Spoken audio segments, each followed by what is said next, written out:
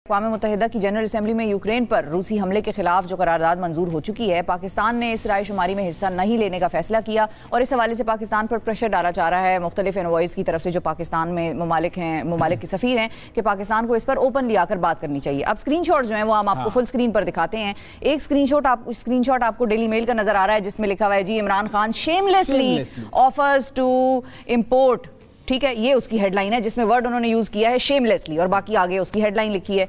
दूसरी तस्वीर अगर हम आपको दिखाएं तो उसमें जो डेली मेल की है हेडलाइन वो है US and Europe paying Kremlin $1 billion a day for oil and gas. हाँ, अब दोनों ही हेडलाइंस में उसकी ट्रेड की बात हो रही है। एक तरफ पाकिस्तान ट्रेड कर रहा है, दूसरी तरफ यूएस और यूरोप ट्रेड कर रहा है, लेकिन शेमलेसली का वर्ड जो है उन्होंने पाकिस्तान के वजीर आजम की हेडलाइन में डाला है। उनको मुखातिब करते हुए वो ये कह रहे हैं कि शेमलेसली बड़ी बेशर्मी के साथ जो है वजीर आजम पाकिस्तान रूस के साथ ट्रेडिंग कर रहे हैं। बुनियादी तौर पर ये असल में शेमलेस है सहाफत जो वो कर रहे हैं। उनकी असल में शेमलेसनेस है कि वो एक काम जब कोई उनका अपना करे जिसको उन्होंने फेवर करना हो तो वो सही होता है, जब किसी शख्स को उन्होंने फेवर ना करना हो तो उसके साथ वो इस तरह के एडजेक्टिव लगा लेते हैं, जो कि एडजेक्टिव तो खैर जर्नलिज्म में कभी लगते ही नहीं है। बिल्कुल, आप बिल्कुल एक फैक्ट को रिपोर्ट करते हैं। और बड़ी मजे की बात यह है कि इस सारे रूस के मामले में जो वेस्ट की मीडिया की खास तौर पर जिस तरह से रिपोर्टिंग करने का स्टाइल है वो बड़ा एक्सपोज हुआ है, वो बड़ा सामने आया है।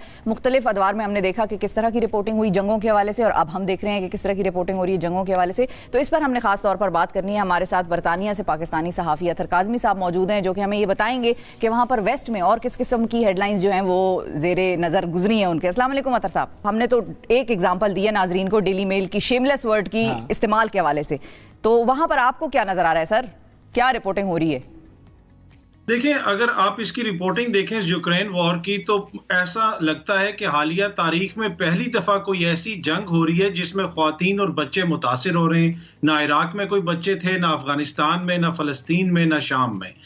इस किस्म की रिपोर्टिंग हो रही है कि मुझे खुद देख के हैरानगी हो रही है कि बिल्कुल एक तरह से पूरी कैंपेन चलाई जा रही है और उसके साथ साथ नस्ल परस्ताना वहां से जिस किस्म के जुमले बोले जा रहे हैं कि ये कोई आम लोग नहीं है, ये यूरोपीय लोग हैं, नीली आंखों और भूरे बालों वाले लोग हैं, ये बड़े सिविलाइज्ड लोग हैं। और अब कोई भी रिपोर्ट आप सुने, टू बी ऑनेस्ट के कल लिटरली मैंने रेडियो बंद कर दिया कि वो रिपोर्ट शुरू इस तरह हुई कि वो एक किसी खातून से बात कर रहे हैं और वो कह रहे हैं कि जो आपके ऊपर मुजालिम हो रहे हैं, आपकी इस वक्त जो नफ्सियाती हालत है हम उसको समझ सकते हैं, और वो ये भी बता रहे हैं कि आपको अपने बच्ची के 95% खिलौने पीछे छोड़ने पड़े, सिर्फ वो 3-4 खिलौने लेके आई हैं। तो वो मसलसल देखें, यूक्रेन में जो जंग हो रही है, मुझे पता है और आपको भी पता है, जंग जहां पे भी हो उससे आम लोग मुतासिर होते हैं और हमारी हमदर्दियां यूक्रेन की आवाम के साथ हैं। यहाँ पे हम सिर्फ मीडिया के डबल स्टैंडर्ड की बात कर रहे हैं। मीडिया को एकदम से इंसानियत जाग गई है और वो जो ऑब्जेक्टिव रिपोर्टिंग होती है वो वेस्टर्न मीडिया में आपको कहीं पे भी नजर नहीं आ रही। अच्छा, अब ये इनका बायस है जो कि सामने आ रहा है, क्योंकि आप जब रिपोर्टिंग करने के लिए निकलते हैं तो यही कहा जाता है कि आपका कोई बायस नहीं होना चाहिए और आप जो फैक्ट है जो हो रहा है उसके बारे में बता दें। लेकिन जब आप साइड लेना शुरू कर दें तो ये एक इंटरनल बायस उस सोसाइटी का है, उस वेस्टर्न सोसाइटी का, जो कि अब सामने आ रहा है।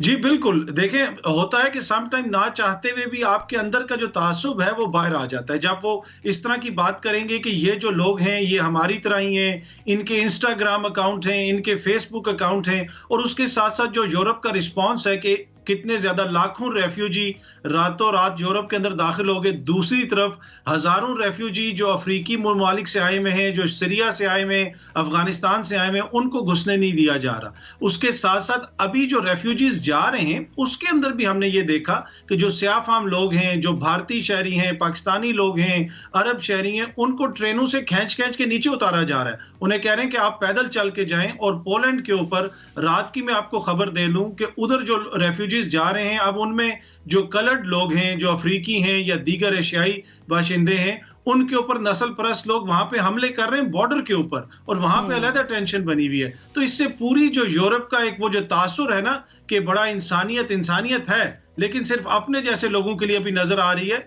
और दूसरे जो लोग हैं उनकी जो मुश्किलात हैं वो आप खुद भी देख सकते हैं, लेकिन उसको सही मानों में सोशल मीडिया हाईलाइट कर रहा है। सोशल। अच्छा अतर साहब, एक और सवाल भी इसमें ऐड कर लें। अवैस ने आपसे पूछा कि क्या ये बायस है जो नजर आ रहा है, एक है बायस या फिर इसका दूसरा रीजन ये है कि इन्वेस्टमेंट्स इतनी ज्यादा हैं, कंट्रोल्ड हैं ये लोग सारे, और जो कि होता है बहुत सारे ममालिक में, बहुत सारी न्यूज आउटलेट्स जो हैं वो उसमें ऐसी इन्वेस्टमेंट होती है जो शाह महमूद कुरैशी साहब ने कहा डीप पॉकेट्स। तो उस वक्त हमारे यहाँ भी लोगों को बड़ा एतराज हुआ कि इन्होंने ये क्या कह दिया, लेकिन उन्होंने कोई झूठी खबर तो नहीं दी है, उन्होंने ऐसी कोई चीज नहीं कही कि जो दुनिया में कभी हुई ना हो। तो क्या ये बायस कहेंगे इसको, या आप इसको इन्वेस्टमेंट भी कहेंगे, हैवी इन्वेस्टमेंट, जिसकी लाठी उसकी भैंस? देखिए, ये मैं इनको मीडिया की मेच्योरिटी कहूंगा। आप बैनुल-अक़वामी मीडिया की किसी भी वेबसाइट को खोल लें, आपको ऐसा लगेगा कि उनकी वजारत खारजा और वजारत दिफा इसको एडिट कर रहे हैं। हुकूमत की पॉलिसी से मजाल है कि एक चीज उधर हो जाए। मैं दुनिया भर के बड़े बड़े नशरियाती इदारों की बात कर रहा हूं जिनकी मिसालें दी जाती हैं। आप उनकी वेबसाइट्स खोल लें, पहला सफ़े के ऊपर आपको नजर आएगा एक बच्ची और एक खातून, और फिर आपको ऐसी तस्वीर नजर आएंगी जो आपको दीगर जगहों पे नजर नहीं आती। फिर ये साबित करने की कोशिश की जा रही है कि सदर पुतिन जो है वो एक जंगी जुनून में मुब्तला हैं, खुदा न खास्ता कोई उनका ज़हनी तवाज़ुन खराब हो चुका है।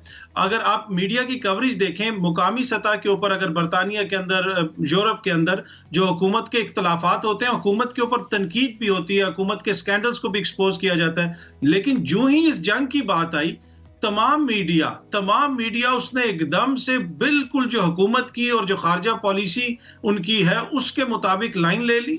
और यहां तक मैं आपको बताऊं कि जो हिज़्ब मुखालिफ की जमातें हैं उन्होंने अपना एक ट्विटर अकाउंट जो है वो रिस्ट्रिक्ट कर दिया। जो हिज़्ब मुखालिफ की लेबर जमात है उसका जो यूथ विंग है, उन्होंने कुछ ट्वीट्स किए अपने ऑफिशियल अकाउंट से कि ये जो जंग हो रही है इसमें नेटो भी जिम्मेदार है, नेटो ने जाके रशिया के बॉर्डर्स के ऊपर टैंक और मिसाइल खड़े कर दिए, तो फिर आप क्या एक्सपेक्ट कर रहे हैं। तो हिज़्ब मुखालिफ की जमात ने अपने ही यूथ विंग के ट्विटर अकाउंट को रिस्ट्रिक्ट कर दिया। उन्होंने कहा आप हुकूमत पे तनकीद ना करें, इसलिए कि उन्होंने कहा कि हमारी हुकूमत भी जिम्मेदार है, हमारी हुकूमत जंग चाहती है।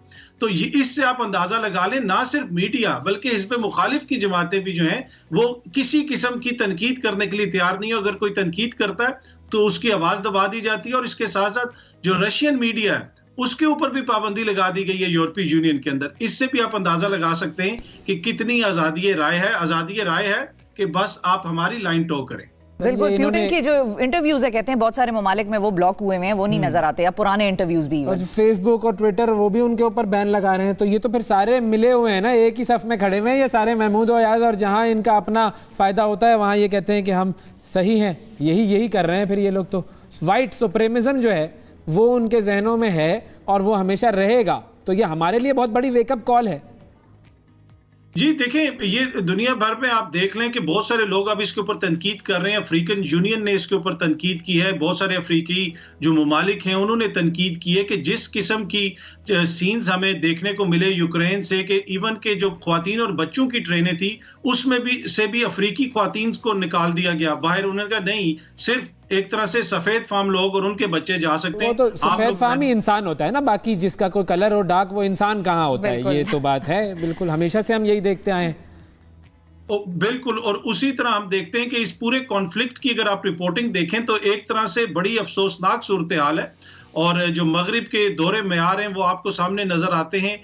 लेकिन बात यही है कि इसके ऊपर मेन स्ट्रीम मीडिया के अंदर आपको कोई चीज नजर नहीं आएगी, और सोशल मीडिया के ऊपर भी हुकूमतों की जानिब से दबाव डाल के उनका जो मवाद है रशियन मीडिया का उसको रिस्ट्रिक्ट किया जा रहा है। तो इससे आप अंदाजा लगा सकते हैं कि सिर्फ एक तरफ की वो आपको स्टोरी सुनाना चाहते हैं जो नेटो गुज़िश्ता 15-20 साल से करता रहा, जिसके नतीजे में आज हम यहाँ इस हालत में खड़े हैं। और दूसरी बड़ी इंपॉर्टेंट बात है, इस सारे कॉन्फ्लिक्ट की कवरेज जो है ना वो बिल्कुल फलस्तीन के कॉन्फ्लिक्ट की तरह कवरेज की जा रही है। फलस्तीन की कवरेज इस तरह शुरू होती है मगरबी मीडिया के अंदर जिस दिन हमास पहला रॉकेट फायर करता है, ये कहते हैं आज तनाजा शुरू हुआ। जो 70 साल से ऑक्यूपेशन है उसका जिक्र ही नहीं। यहाँ पे भी जिस दिन पुतिन के टैंक अंदर गए उस दिन से तनाजा शुरू हुआ। जो 15 साल से नेटो घेर रहा है पुतिन को, उनके बिल्कुल डोर स्टेप के ऊपर आ चुका है, मिसाइल वहां पे नस्ब कर दिए, उसका कोई जिक्र ही नहीं है। और ये तासुर दिया जा रहा है कि जी आज सदर पुतिन उठे हैं और बगैर किसी वजह के उन्होंने यूक्रेन के ऊपर हमला कर दिया।